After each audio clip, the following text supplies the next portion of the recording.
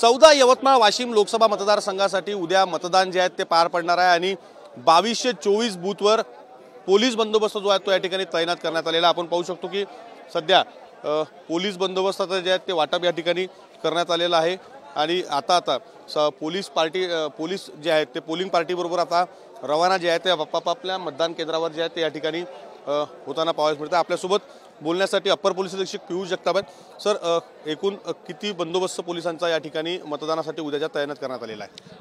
उद्या यवतमाळ जिल्ह्यामध्ये 26 तारखेला 2 लोकसभा मतदारसंघाचं वोटिंग होणार आहे। त्याच्यामध्ये हिंगोली लोकसभा मतदारसंघातील उमरखेड विधानसभा आणि यवतमाळ वाशिम लोकसभा मतदारसंघातल्या 4 विधानसभाचा समावेश आहे। एकूण जिल्ह्यामध्ये उद्या 1828 बूथमध्ये उद्या वोटिंग होणार आहे। त्याकरता जिल्हा पोलीस दलातर्फे 3300 मनुष्यबळाचा बंदोबस्त करताना आराखडा तयार करण्यात आलेला आहे, ज्याच्यामध्ये 1400 पोलीस कॉन्स्टेबल्स आहेत आणि 1900 होमगार्ड्स आहेत आणि हा सर्व बंदोबस्त आज प्रत्येक विधानसभा क्षेत्रातून महसूल विभागाशी समन्वय ठेवून रवाना केला जात आहे।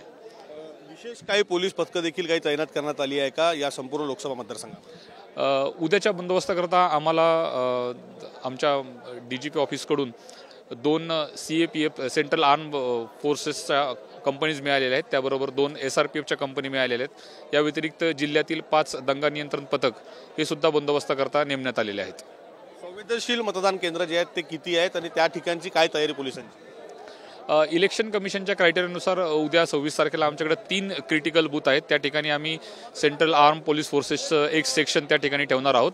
या व्यतिरिक्त महसूल विभागातर्फे तिथं मायक्रो ऑब्झर्व्हर आणि वेबकास्टिंगची सुद्धा सोय करण्यात आलेली आहे। पोलीस विभागाच्या दृष्टीनं कायदा व सुव्यवस्था हाताळण्याच्या दृष्टीने जी संवेदनशील पोलिंग बूथ आहेत त्या ठिकाणी आम्ही विशेष काळजी घेऊन अतिरिक्त मनुष्यबळ प्रोव्हाइड केलेलं आहे।